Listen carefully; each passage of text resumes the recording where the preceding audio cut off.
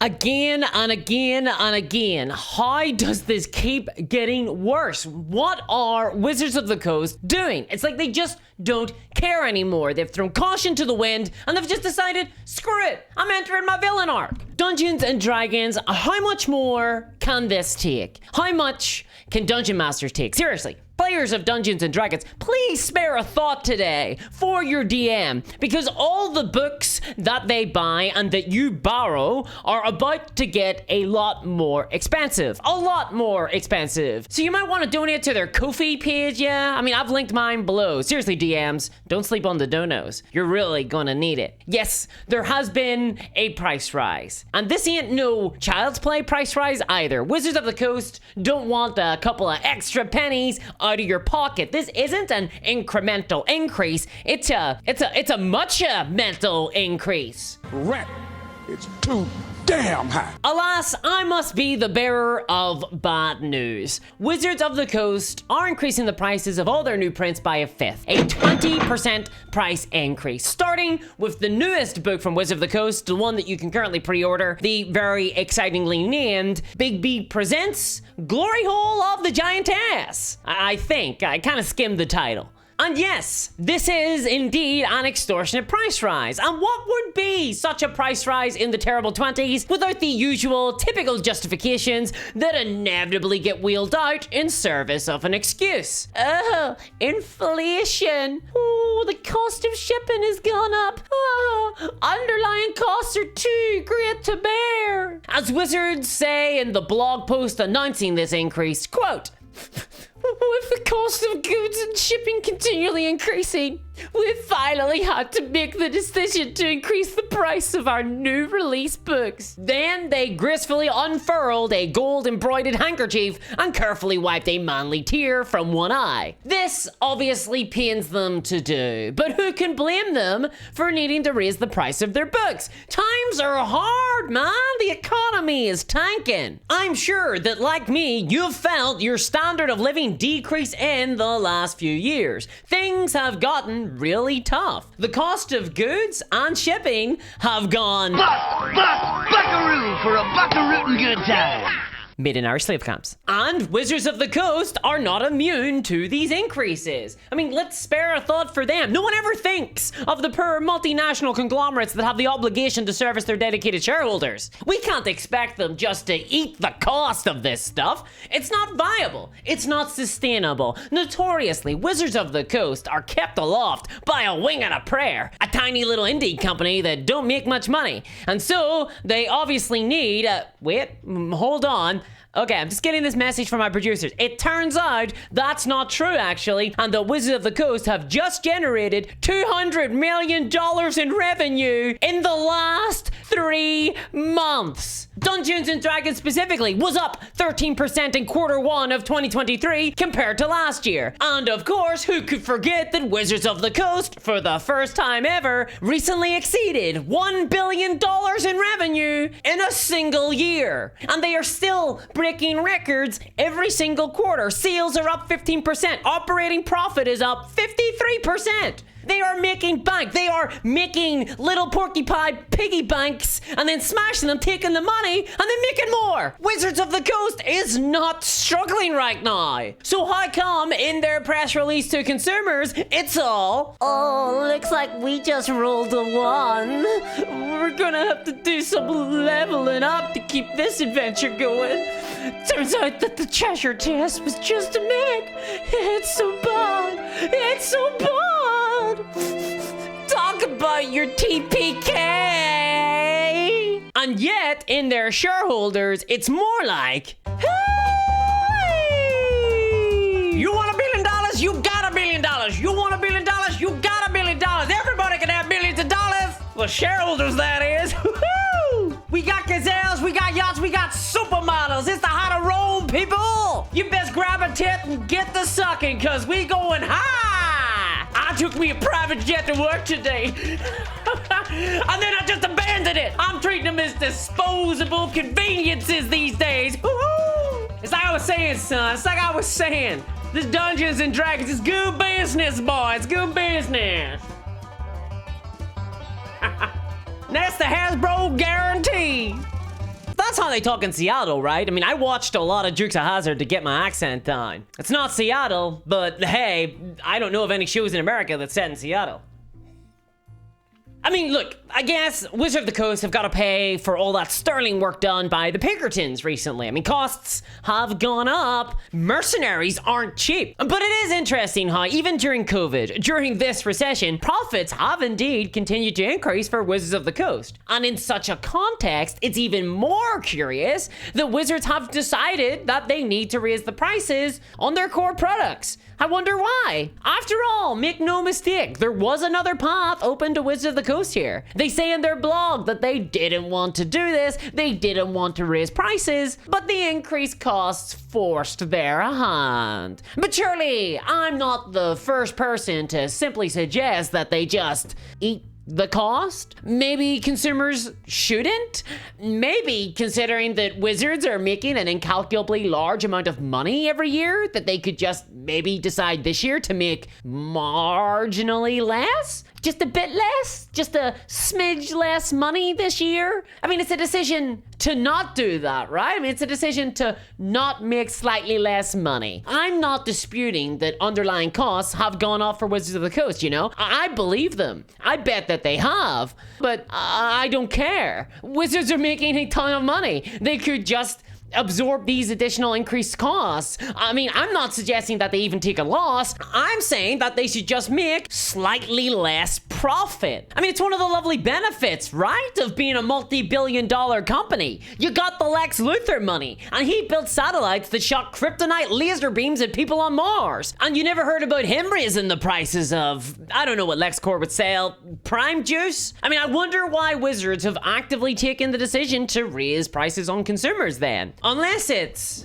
surely not. Surely Wizards of the Coast aren't just like pharmaceutical companies, King John, and laughing pigs in top hats that represent capitalist land barons in 1900s political cartoons. Surely Wizards are not simply motivated by a crass greed, an insatiable desire for more, regardless of how much money they make or how much support and adoration they receive. They've worked so hard to make me think that we're friends. I mean, I had a parasocial relationship with their brand and everything. Hell, I watched the new D&D movie. Can we just talk about that political cartoon, by the way? How the hell did that not work? It was cutting satire. Why didn't it result in lower rents?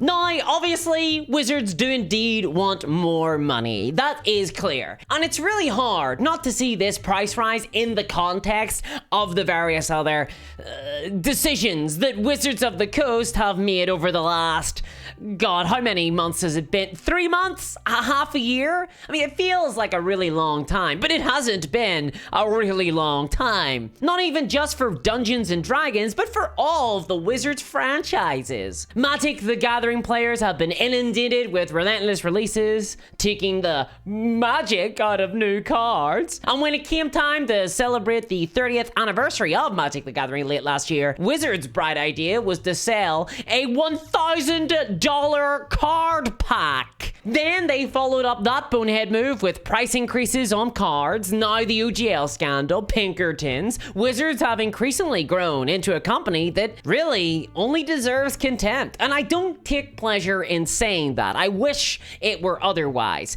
But I can't help now but view all of their decisions pretty suspiciously. It's hard for me to take anything they say in good faith. And they just seem to be doubling down on this over and over. It's like after the OGL scandal, they just decided, screw it, we've got rubbish PR anyway, let's just screw them. And I'm shocked that they think that right now is the right time to do this, to announce this price rise. The D&D community has just taken so many beatings recently, and Wizards are losing fans left and right. And considering how sensitive the community is right now after scandal after scandal, I mean, why raise prices? Why tease the bull? Well, if I were a cynic, which again, I am very careful to never appear cynical, not even a little bit, at add note that the timing of this price rise is very convenient for Wizards. Very, very convenient indeed. Because this price rise is coming just before the release of the new Dungeons & Dragons 5th edition /5.5/6th edition /1D&D /expansion /new books. The new books. The new Dungeons & Dragons books. We have to buy the new Dungeons & Dragons books. It's almost as if Wizards just want to pump the price up on all their upcoming books now, so that when the new books come out very shortly, those ones, the ones that everyone will have to have, will want to buy the new core products of if you want to play Dungeons & Dragons, buy this book. Sorry, books,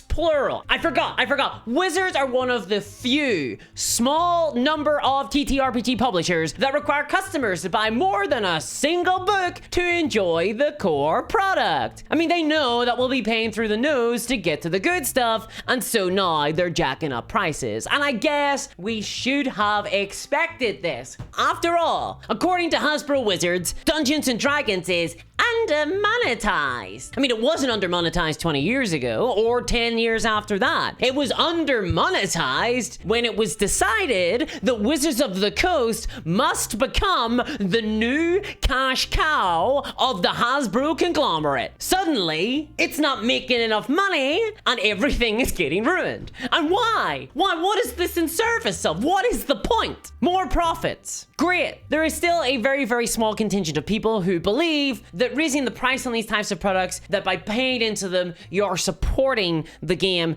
and the developers. Unfortunately, that's just not true anymore, if it was ever true. I have a sinking feeling that we're unlikely to see all of the new profits that come from this price rise get funneled into benefiting the people who actually make Dungeons & Dragons. You know, the writers, the editors, artists, designers, all the freelancers that routinely get underpaid by Wizards of the Coast, the ones that are forced to compete with one another in an insecure job market. None of them will see any benefit from this. No, these price rises are set to benefit only one people. The only beneficiaries will be the executive class, the C-levels, the shareholders. These are the parasite classes, the beastmen, those who cannot create. Instead, they leech, they destroy, they contribute nothing. They push the prices up. They want more profit no matter what. They want endless money. They want the money to keep coming forever, and nothing will satisfy them ever. It is ceaseless. It is relentless, because say it with me. They don't want some of the money.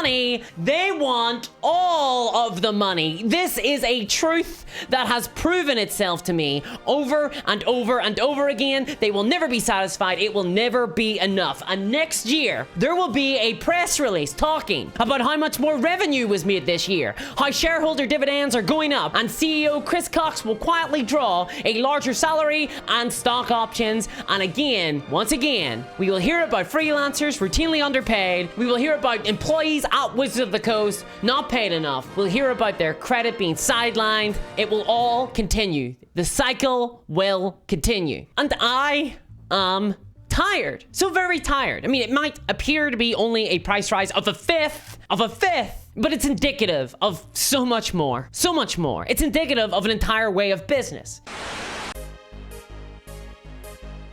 Hey gang, Bob Mammon here. Worried about your under-monetized brand? Sick of consumers that are an obstacle between your company and the money that rightfully belongs to you? Ruled by an evil consortium of dragons that demand insatiable tribute year on year without relent? Will it never end? Well, try this one neat trick. Do what I always do. Simply force your captive audience to pay more. Raise prices 20% and bleed them dry. Why the hell not? But I know what you're thinking. Hey, Bob Mammon, but I've just experienced the biggest year-on-year revenue since Jesus Christ discovered he could turn water into wine. Surely no one will accept a price rise at the height of my gluttony. Well, you're wrong. Firstly, shut up about that. Just don't talk about that, but it doesn't matter. What are you doing? Are you just not going to feed the dragon? The dragon needs to be fed. Think of its insatiable greed. It demands tribute! And secondly, what are they gonna do? Play another game? No, they won't. They'll pay. Or else So if you find yourself in jeopardy, just do what old Bob Mammon would do. Bleed him for more. And this concludes our latest episode of Business Secrets of the Abyss. On this channel, I advocate for consumers, and I gotta say, D&D books don't even earn this higher price point anyway. Raising the price of them by 20% is simply far too much. Even before this price rise, the Dungeons & Dragons books just weren't worth the price. They don't have the quality to justify it. The books are cheaply made, the binding is cheap. Wizards are asking for $60 now, a AAA video game price. For what, a single cheap book? One that is increasingly not filled with enough content either. What's even in this glory hole of the Giantess book? 1 new subclass, 2 new backgrounds, 8 feats, 30 magic items, some maps, an adventure hook or 2, and some new monsters? For $60? No thanks. This could be a blog post. Third parties are putting this type of content to shame. They are cranking out professional, higher quality content at far cheaper prices. Matt Colville has built a business on this. The Dungeon Dudes are doing it. DM's Lair, Heliana's Guide to Monster Hunting, Vagabond's Guide to Dalriada.